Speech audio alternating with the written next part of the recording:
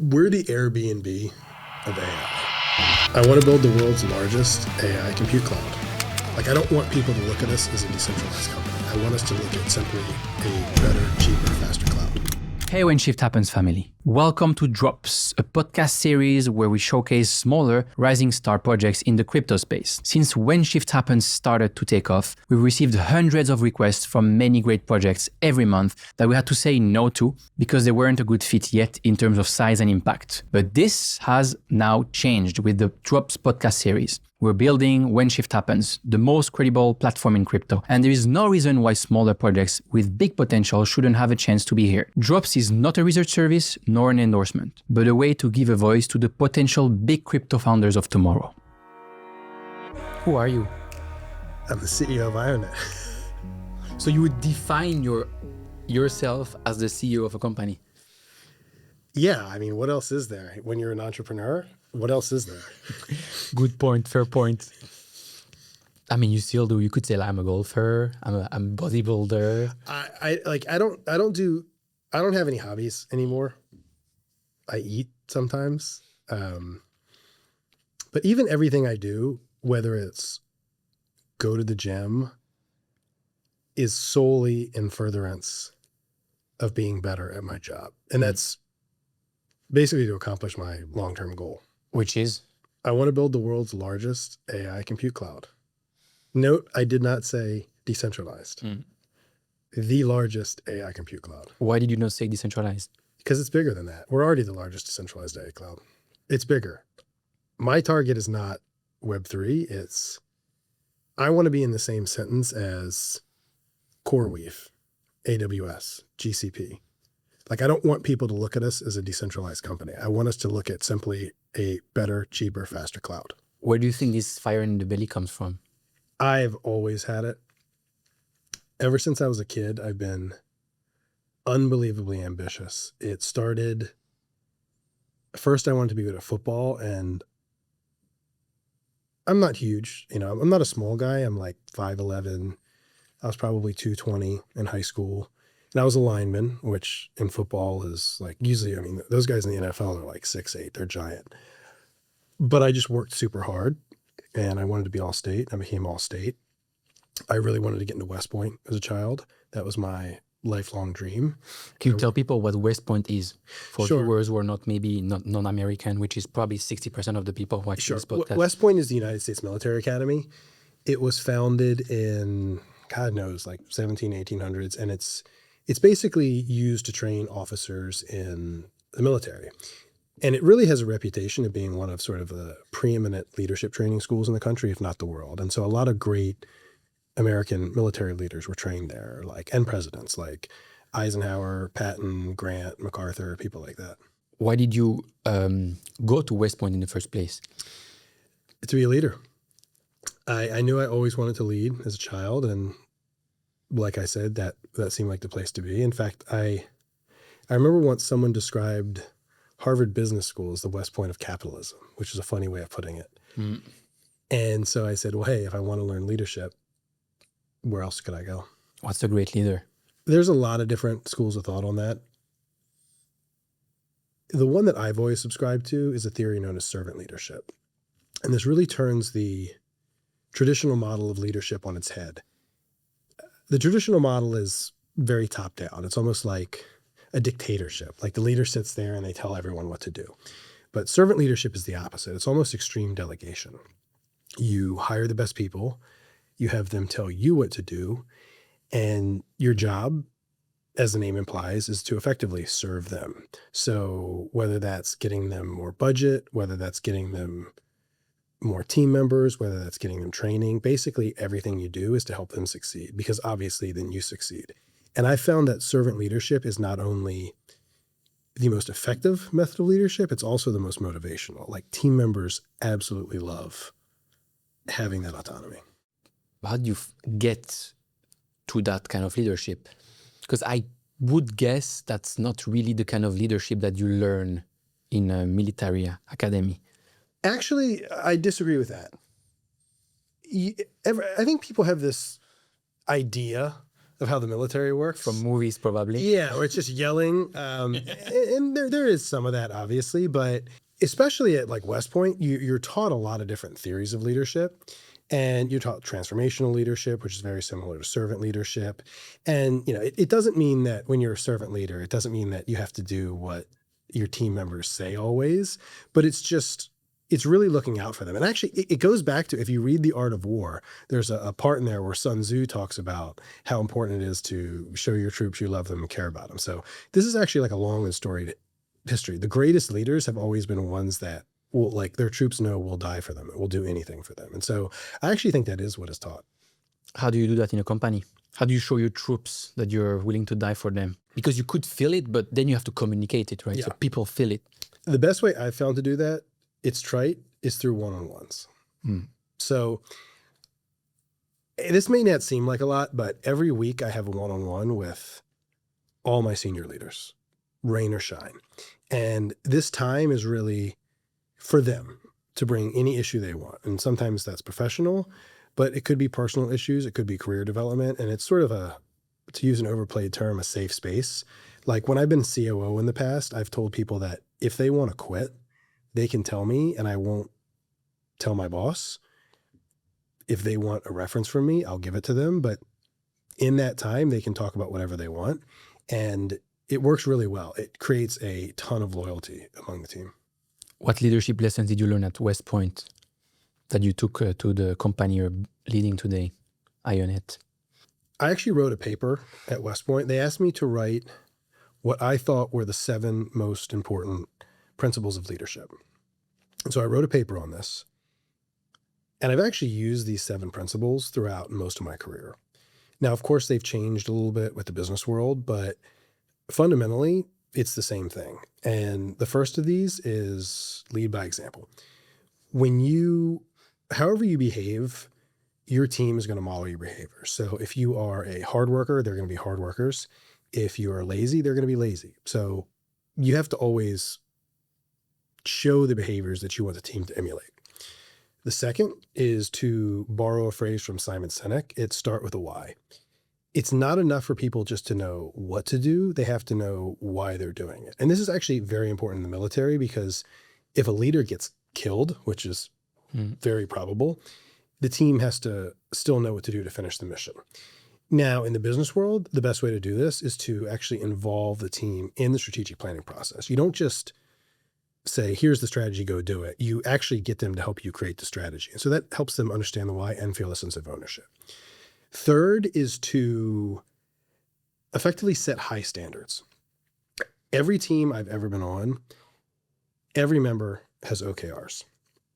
And at Ionet... What's OKR? So an OKR is called an objective and key results. Basically a number you can use to measure someone's performance. And so we make all of our decisions, whether that's hiring, firing, promotion, based on OKRs. And so it really takes a lot of politics out. It doesn't matter if someone likes you or they don't like you, it's how well you perform. The fourth lesson is sharing information. One of the ways we do this is we have a daily stand-up with all the leaders, and each team has their own stand-up where everyone talks about what they're doing now, what they're doing tomorrow, what blockers they have, how other people can help. And this allows everyone to share the main things going on in the company. Fifth is empowering people. I've talked about this already, but Steve Jobs has a great quote. You don't hire smart people and tell them what to do. You hire smart people and have them tell you what to do. So it's important to really delegate decision-making authority. Sixth is something I like to call esprit de corps. And this is basically just making sure that people feel proud about working for your company. And the military does this very well. There's a lot of very famous military units like the 82nd Airborne that have long and storied histories, and people just love being a part of that. And so that's something that I always try to engender in teams. And then finally, as we talked about, is showing people you care about them. And again, lots of ways to do that, but a very simple method that anyone can apply is just do your one-on-ones.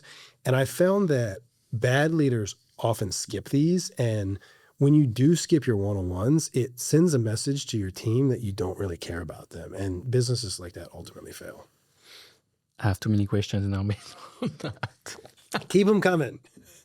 You got me here. How do you keep the vibes good in a company that is led by, you call them OKR, some people call them KPIs.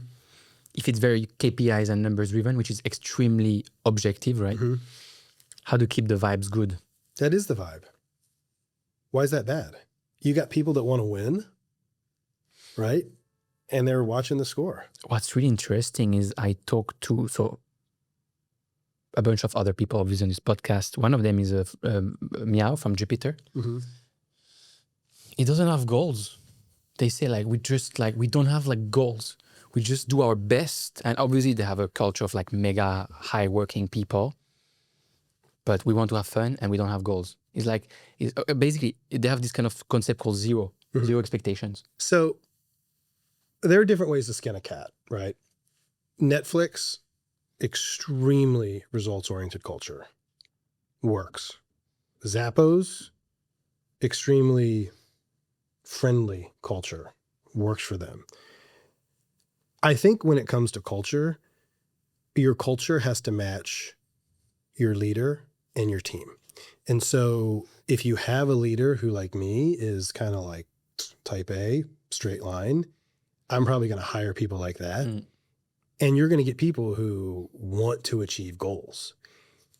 And actually, I think you talking about the vibes, the biggest thing I've ever found for culture is empowerment, hands down. And I've been in so many companies where you have a HR person who's like, hey, let's improve the culture. Let's have pizza parties. And nobody cares about that stuff. And I remember I joined one startup. They brought me in as a COO. It was underperforming. And everyone was going home at like 4 or 5 p.m. And I just came in there and I set goals for people, and then I empowered them to make decisions. They all started staying till like 9, 10 at night of their own free will, just because they were empowered. They loved what they did. And so I think that's how you create the vibes. But like I said, different strokes for different companies. You went to the military academy. So, and we just talked about leadership, right? So I have to think about this viral video. When I was preparing this podcast, I was directly remembering I need to find this video again about an admiral. I think it's a video that broke the internet in 2014. A speech from Admiral William McRaven was addressing students from the University of Austin, Texas. There's a few really amazing points in there. One of them, probably the key speech, actually inspired a book afterwards. Basically, it says, if you want to change the world, start making your bed. I remember that. Why should everyone make their bed in the morning? I should ask you, do you make your own bed in the morning? So I don't make my bed. But I do understand what Admiral McRaven was talking about. He's talking about attention to detail. And I actually think this is extremely important, and it's something that I really do stress in my own teams. And for anyone who is looking to get better at that and looking to produce more high quality work, I do have a couple tips. The first is just thoroughness. Whenever you get a task, make sure you understand it. Make sure you do all the requirements involved. Second is precision. I heard a great quote once: how you do anything is how you do everything. And I love it. And so check your numbers. Make sure you have no spelling mistakes. Make sure your format is correct. Because right or wrong, people will judge you on that 100%. stuff. And then finally, and I think this is the most important, is review. And one thing that I've told all my team members is, when you think you're done your work, you're half done. Because half your time should be spent checking. For instance, I think you've seen I send out a lot of these investor reports. I actually send one out every month. They could be like 20 pages. Before I send any of those out, I actually print the whole thing out, like physically using a printer. I know a lot of people may not know what that is. And I take a highlighter and I check every single number on there. And if it's right, I tick it off. So let's say we say our T&E is 36.2 million. I will actually look at that number, go to the Explorer, verify it, check it, go through the whole thing. It's just in my DNA. It's what I was taught in investment banking. I could actually feel that in the preparation of this podcast.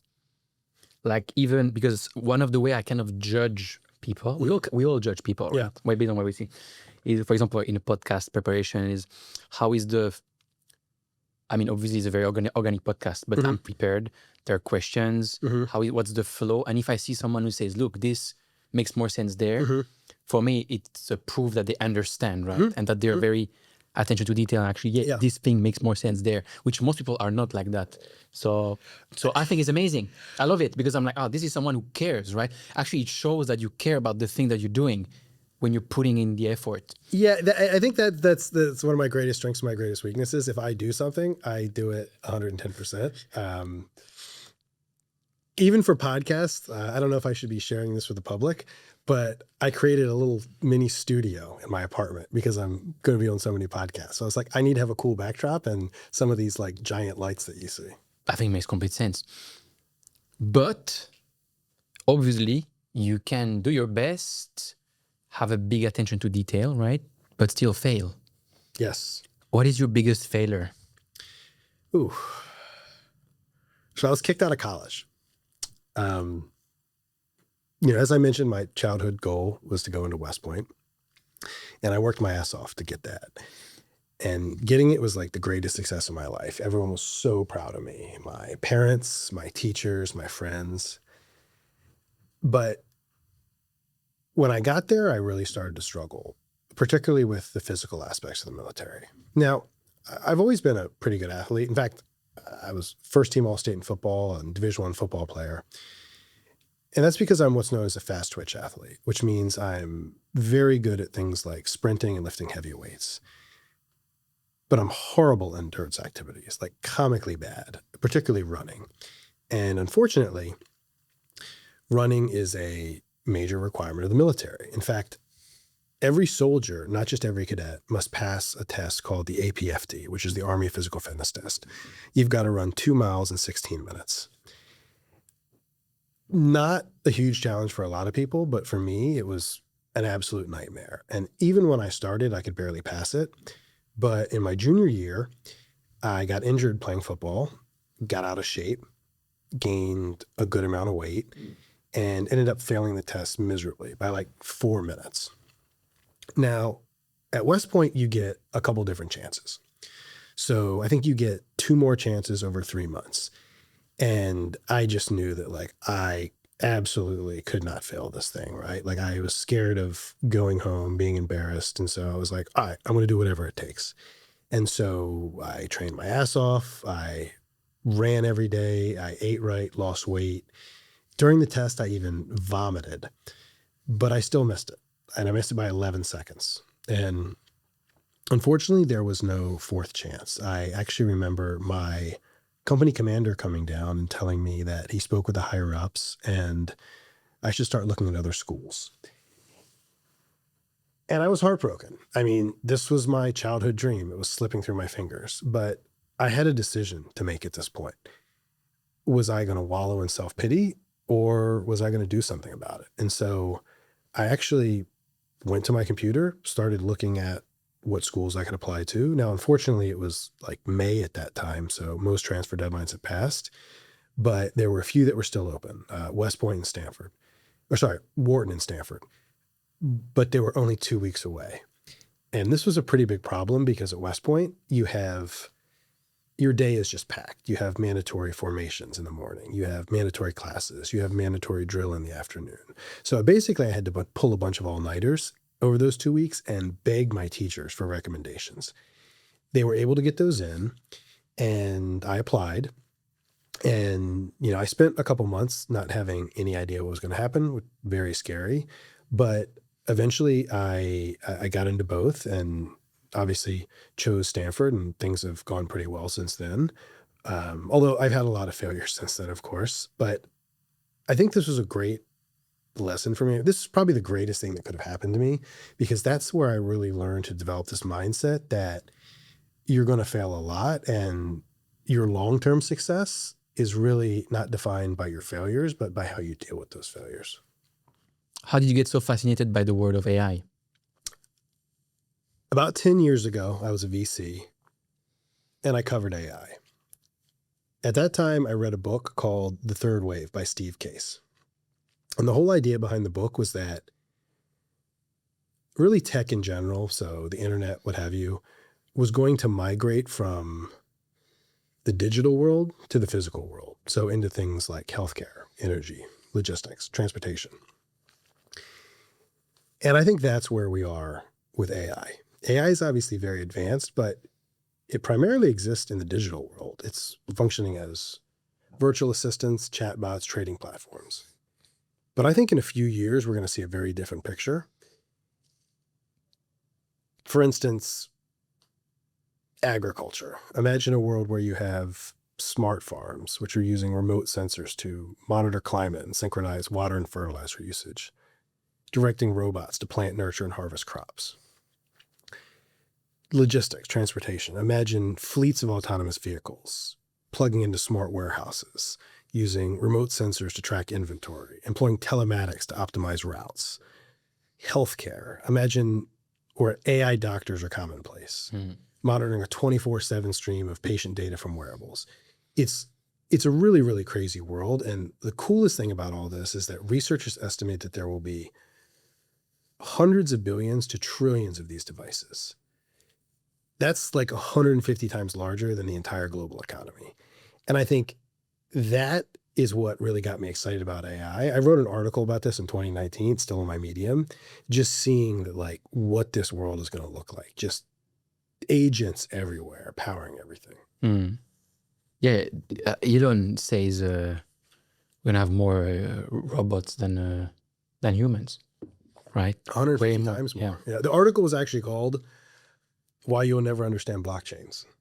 It was about why you needed blockchains, like why AI and blockchains had to go together. We'll get there. We'll get there. First, we need to define some basics in the AI world Sure. without the blockchain word. One of these terms that is used a lot in the AI world for people to understand AI, I mean, that probably should be helpful for them to understand AI better, is GPU. You know, what is a GPU if you had to explain it to a doomie like me? A GPU is just a computer. When you look at any laptop has effectively two types of computers in there. There's a CPU and a GPU. And the CPU is what does 99% of what the laptop does. It's the workhorse. It does all the different functions that you need. It's not super, super fast, but it can do a lot. GPUs are a special computer that are made for very specific tasks. In fact, they're made for graphical processing, and that's where you get the name, graphical processing unit. So whether that's playing video games or watching movies. But somewhere along the line, someone figured out that these GPUs are actually really, really good for AI. They're really good to both make AI and run AI. And that's when they took off. That's why you hear so much about GPUs, that everyone's clamoring to get them. Because for me, the first time I heard about these GPUs was maybe 10 years back, when from my gamer friends, right? They're like, I have this special laptop with GPUs because I love to play games. And I was like, okay, cool. Like this is gaming. Actually run a data analytics company, and we'll implement some systems. And actually my co-founders were more technical. They're saying, we need these laptops with these GPUs, these gaming laptops, so I understand better. So we can run these kind of programs that are kind of like more heavy, right? You have an interesting analogy between the discovery of oil and how automobile was the big moment for oil, and then gaming and AI with GPUs. Want to explain? So it's a great parallel, and it's interesting because people often say that GPUs are the new oil. Now, obviously what they mean by that is that GPUs are valuable like oil, but like you said, there's actually a parallel in the growth of these two. And if you look at the history of oil, mankind has known about oil for centuries, millennia even. But for most of our history, it was a nuisance, right? If you had oil in your field, this black sludge, you couldn't grow crops. It destroyed the field. But then at some point, people figured out, hey, this has some uses. You know, it could be used as a lubricant. It could be used to light lamps, things like that. But when the automobile, in particular the internal combustion engine, was invented, there became a real use for oil, because obviously you need oil to make cars go. And then that's what made oil the most valuable resource in the world. And you saw fortunes built, nations rise and fall, wars fought. And I think we're on the same path for GPUs. As I mentioned, your friends were using them for gaming. They were cool, but they weren't necessary. But now that AI is out and they are needed for AI, because they're really the lifeblood of AI, they're now becoming the most valuable asset in the world. What is Ionet, if you had to explain it to your mom? We're the Airbnb of AI. What does that mean? So there's a huge problem in AI, and that's the shortage of compute. And to understand this problem, you have to understand the history of cloud computing. In the past, most companies got their compute from one of three providers: Amazon, Google, and Microsoft. But then AI came on the scene and everything changed. AI is just absolutely ravenous. It consumes a massive amount of processing power. In fact, machine and deep learning applications, the processing requirements for those are doubling every 3.4 months. So that's a 10x growth every 18 months and a 100x growth every 3 years. We've never seen anything like this in the history of compute. And the problem is that the big cloud providers simply can't keep up with this demand.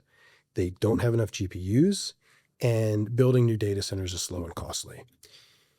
So what Ionet does is, much like an Airbnb aggregates hotels, we aggregate underutilized sources of compute from around the world into a single platform. And there's tons of these underutilized GPUs. For instance, there are thousands of independent data centers in the US alone that are operating at like 12 to 18% capacity. And there are millions of consumer devices. Every laptop, every PC, every gaming rig has a GPU. And there's millions of them barely using a fraction of their potential. And so what Ionet's doing is we're putting them all on one platform, and this creates all kinds of benefits for consumers. It creates access to unlimited computing power, almost infinite scalability, censorship resistance, better performance, and best of all, much, much lower costs. Decentralized networks like Ionet are up to 10 times cheaper than centralized ones. And just imagine that for a second, a solution that's 10 times better, faster, and cheaper than anything else out there, disrupting a multi-trillion-dollar market. That's what I mean by the Airbnb of AI. There is if you look at the crypto people, right? And there was like a big narrative around AI in the last couple of months, like a strong narrative that everybody was kind of rallying around. Many people in crypto would say AI needs crypto. Mm-hmm. Do you think that's true? Yes. Because if you go and talk to the big people in AI, they'll probably say, oh, crypto is cool, but that's kind of like this toy on the side, right? But do you think that AI really needs crypto? I mean, absolutely. And I guess, is your question, does AI need crypto? Does it need a token? When I think of crypto, I think of decentralized networks. And there's really two reasons that I believe that you do need a decentralized network for AI. The first is, like I said, this whole shortage of compute. The best way to solve this is through decentralized networks. The other thing is, I've mentioned this world of trillions of AI devices, trillions of AI agents. Well, they could theoretically exist on a network of billions of GPUs. So right now, most of the compute is provided by Amazon, Google, and Microsoft. But I think soon we will see consumer devices start to provide these. So that opens up millions of GPUs. And then we may even get to a point where AI is powered by mobile devices and things like that, or other dark compute devices. Like, heck, a smart car could theoretically power AI. And so when you look at this world of trillions of AI agents living on billions of nodes, and oh, by the way, they need to be permissionless, I don't see how you could orchestrate this without a decentralized network. What's preventing us today to get to that state, to get to there? I think the biggest challenge for decentralized networks is that we do have to compete against the big guys. And so even at Ionet, our goal is we've got to go through Amazon, Google, and Microsoft to get there. And a lot of people say, like, how in the world is a small startup going to take down those guys? But I'll tell you exactly how. The reason that Amazon, Google, and Microsoft are so successful is they don't just offer compute. They offer a developer everything they need: compute, storage, data, networking. And they offer it all on a single platform. And this makes things extremely convenient for developers. And it's actually one of the reasons you've seen products like Microsoft Teams take over Slack. Absolutely. Distribution. Exactly. Now, unfortunately, decentralized networks today don't offer this. So the solution, it's simple in theory, but hard in practice, is to recreate their offering, but at a much lower cost. Because just imagine a service that offers everything that AWS, GCP, and Azure offer at 1/10 the cost. It'd be unstoppable. How much do you think they're worrying about that today? The decentralized movement that could take over. It doesn't matter. It doesn't matter to them. It doesn't matter whether they worry. That's the beauty. So the main reason that I went into crypto, and this is something that very, very few people get, is this whole idea of disruption and the innovator's dilemma. This is going down quite a complicated path, but an incumbent big tech firm literally cannot compete with a disruptor. And let me go into an old example of this, right? The first disruptor was AT&T. So the world was controlled by telegraphs, basically, and they had their networks everywhere. And then AT&T came along with ostensibly a more efficient product. The phone line, you could talk real time, but it was kind of flawed in the beginning because you could only talk for like a mile or something. And so it wasn't really a competitive threat because telegraphs could go across the country. But there was really nothing that Western Union could do against this, because to compete with AT&T, they would have had to rebuild their entire company with phone lines. And so it was just a matter of time before the phone lines grew and grew, and they took over and completely destroyed it. It's the same thing with crypto. The incumbent tech firms cannot build a decentralized network without destroying their own business model. So it's literally just a matter of time until they lose. And the cool thing about crypto, it's the only major technology that's disruptive. AI, VR, it's not. Those companies can easily be acquired by Google, Facebook, but there's literally no defense against decentralization. Absolutely. I was talking before with one of the co-founders of Sui, George. So they were basically part of Libra. Yeah, man. We talked about this entire thing. Like, you worked for Facebook, but could the biggest stable coin in the world have come from a public company like Facebook that is public and that is basically obviously centralized? And obviously the answer was, obviously the answer is no. But his main answer was their business model is advertisement. We're just like a small toy. Yeah. So we were never really a big priority, right? So absolutely. The entire book, The Innovator's Dilemma, is about this.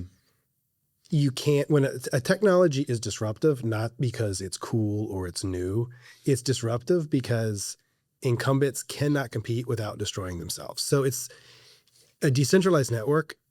No centralized company can recreate that. That's also this thing about, and we were talking about that before, so with George, the difference between AI and crypto. Because crypto is this very weird industry where you have to be crypto native to understand. So it's not like one of these conglomerate can just acquire you and just do something and just plug you into their thing, right? It's just so different that you need to get these guys getting out of Facebook building Sui, right? Or you need people like you who are doing something completely differently, decentralized. That is completely different, and that when the world kind of meets or understands decentralization better, and where it becomes like a norm, like you're there, and like these mega incumbent companies, they're not, right? Yeah. Well, the funny thing is, and this may be going off on a tangent, but neither of those things you mentioned are real things. Crypto is not a real thing. It's not an industry, even though we think it is. And AI is not a real thing. It's not an industry. They're just tools, right? Like technically, and this is kind of going back to first principles. Ionet right now is a cloud.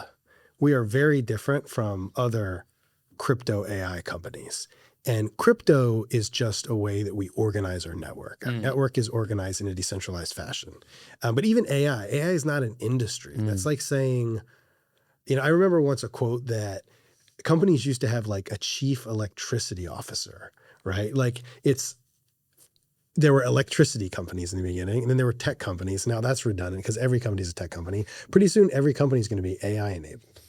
Yeah, absolutely. It's not too late to buy the .ai domain name. You have taken exactly 0 days off since you started Ionet. Yes. I mean, you defined yourself before as I'm the CEO of Ionet. Yes. That's who I am. Yes. I live, breathe, dream, sleep, eat Ionet. When I can sleep.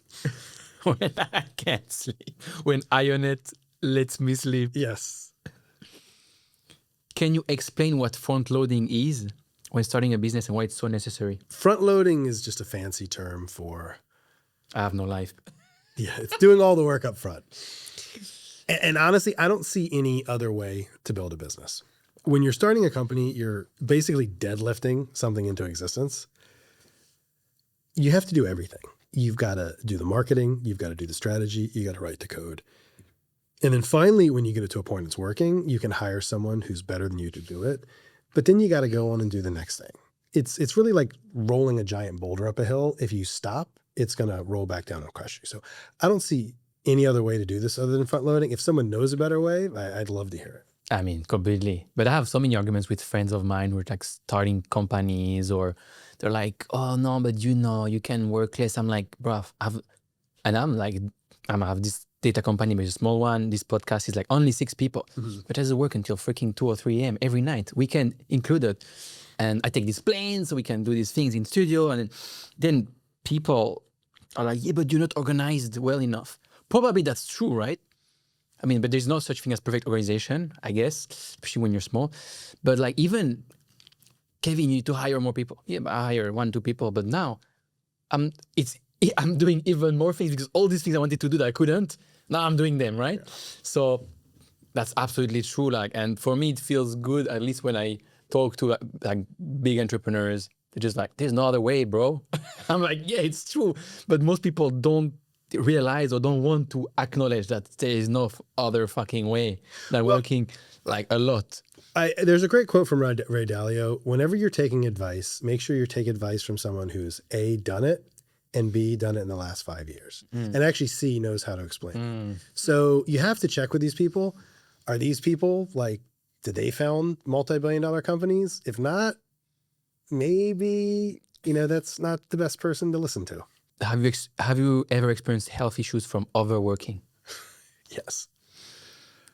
I think the primary one that I experienced was I really struggled with sleep for a while. I was sleeping like 4 hours a night, and I couldn't figure out why.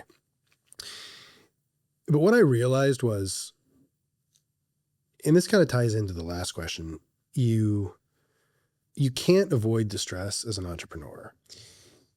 There are very well-meaning people that will tell you, hey, take some time off for yourself. But as we talked about, like, you can't, you got to front load. And so what you have to do is you have to learn how to live with the stress. You have to learn to effectively let it mold you. Develop a set of tools and skills that allow you to operate at near 100% efficiency, even in times of extreme stress or fatigue. And personally, there's actually a couple things that I've done that help me to do this. And I think it's different for everyone. But number one, I've always been a fan of Stoicism, so I've continued to practice that. 2, I learned Transcendental meditation. 3, cleaned up my diet. 4, really started going back, hitting the gym again, lifting weights. And then 5th, started doing cardio. And I have found that these things really help me to fix my sleep, keep my health up, even when the world is just coming at you super fast. You mentioned Ray Dalio before, and that's one of the things he talked about also, transcendental meditation, right? How did starting meditation or transcendental meditation help you? And why? So it's interesting because I've tried meditation several times in the past and it didn't work. But someone turned me on to Transcendental meditation, or TM as they call it, and said I should look into it. And I did. And I found that, like, yeah, a lot of really successful people do it. It's not just Ray Dalio, Jerry Seinfeld. I was surprised, Arnold Schwarzenegger, who's one of my idols. And as I dug deeper, I learned that TM is backed by just hundreds of scientific studies. And so I decided to give it a try. Now, does it work? I think it's probably too early to tell. I've been doing it for like 3 months, but there's definitely some positive signs. When you're practicing transcendental meditation, you do it twice a day. And when you are doing it, your stress levels go like to zero. You basically just have no thoughts in your head. Now they return afterwards, but that's still great, right? When you're used to going 100 miles an hour, you at least get 2 breaks. And then the whole theory is the longer you do this, it starts to bleed into your day-to-day life. What's the difference between transcendental meditation and other meditation that people would do with an app or just like a timer and not thinking about anything for like 15 minutes a day? So I'm probably not the best person. Well, actually, you said it right there. And I'm probably not the best person to explain this, but not thinking for 15 minutes a day. If you can do that. It's actually not, it's not meditation.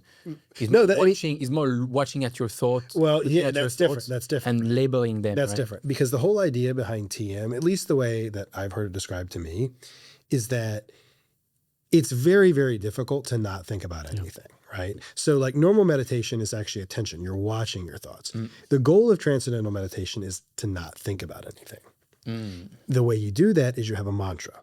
So everyone gets a mantra, and, you know, it can be like I think the Om is like the, you know, that's the stereotypical mantra. No, that's obviously not my mantra, but you just keep repeating Om, Om, Om. And when you're thinking about Om, you do have other thoughts, but you just keep focusing on the Om, the Om, and the Om until that's all that's in your mind. And then that starts to go away. And then you get to a point where dead. You are thinking about absolutely nothing. And the truth is, it usually lasts like 10 seconds, because my first thought when I'm thinking about nothing is, oh, cool, I'm thinking about nothing. And it's like, shit. And then I'm thinking about that. I'm not thinking about anything. And then you bring the mantra back in. But you get to a point where you can go through periods where you're just like not thinking. And actually, the cool thing is, they've done all these studies on brain waves. Transcendental meditation has like a very different brain wave from other types of meditation. One's like alpha, gamma. I mean, I don't know. I'm not a brain scientist, but it has a very different effect on your brain. You told me the other day that being a CEO is like eating glass. What do you mean by that? That's a quote from Musk. What he's talking about is, as a CEO, you are always dealing with the hardest problems. And it's really because of the way an organization is structured. Imagine your typical marketing team. They're going to face 5 to 6 problems at any given time. And if you have a good marketing team, they'll solve most of them.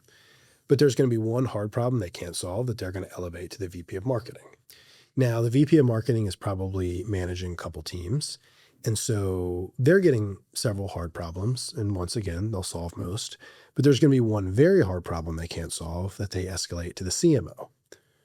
Once again, the CMO now manages the VP of marketing, the VP of social, the VP of community.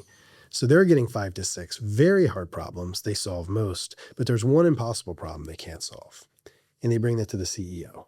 Now the CEO is getting that impossible problem from the CMO, the CRO, the CPO. So you've got 5 to 6 impossible problems at any given time. Now, if you have a good team, you can reduce that burden, but it's never going to go away. And that's why part of the skill, I think, of being a good CEO is learning how to prioritize, learning how to problem solve, and most importantly, learning how to make difficult decisions. I remember a mentor told me once that as a CEO, you're going to have to often choose between the terrible and the catastrophic. And you got to learn to make that decision. What advice do you have for someone who wants to build a protocol? I'd say that's the wrong question. I think one of the big problems with crypto is that there are a lot of solutions looking for problems. People are just like, I want to build a crypto protocol, and they've attached a problem to it. But that rarely works. And at the end of the day, crypto is a tool. And so I would much rather see people come up with a problem and apply crypto to it. So for instance, if someone came to me and said, hey, I have a problem. I'm sending money back home to my parents in their home country, and it's super slow and it's costing me a lot in fees. How do I solve it? I'd say, have you looked into DeFi? And so that would be the advice. Don't ask how to build a protocol. Ask how to solve a problem. And crypto may be a solution. And if you have a real problem and you have it solved by crypto, there you go. I think it's not only to crypto. I mean, in the startup world, you see a lot of solutions without problems. Yeah. Right? Products. Hey, look, I built this thing. It's cool, but no one gives a fuck. Well, in crypto, not everything needs a decentralized network. Yeah, and actually, you're right. I saw this in VC. I remember once, I'm probably going to get in trouble by saying this for someone who runs a company like this, but someone came to me with an Uber for tutors. And I was like, I passed because I was like, who needs a tutor at 2 a.m., right? Who needs an on-demand tutor? What's something you believe in that most people would not agree with? I think it's something we covered earlier, that decentralized networks are not just the best solution for AI. I think they're the only solution. When you look at when you look at the shortage of compute, it's not going to get better. As I mentioned, the processing requirements of machine learning are growing at 100 times every 3 years. And AI is not the only use case for GPUs. They're also used in rendering, metaverse, things like that. So you're always going to have a shortage of GPUs. I don't see how you solve this other than a decentralized network. And perhaps more importantly, when you do look at this world that has trillions of agents operating on billions of devices that needs to be permissionless, I don't see how a centralized entity can do that. And so I'm sure, most people don't agree with that, but if you push it to the logical extreme, it becomes pretty obvious, at least to me. Thank you, Tory, for this. Thank you. It was a great conversation. Yeah. About entrepreneurship, Yeah. crypto, gym, meditation. Yeah. That was very good. Loved it. Thank you. Yeah, me too. Awesome.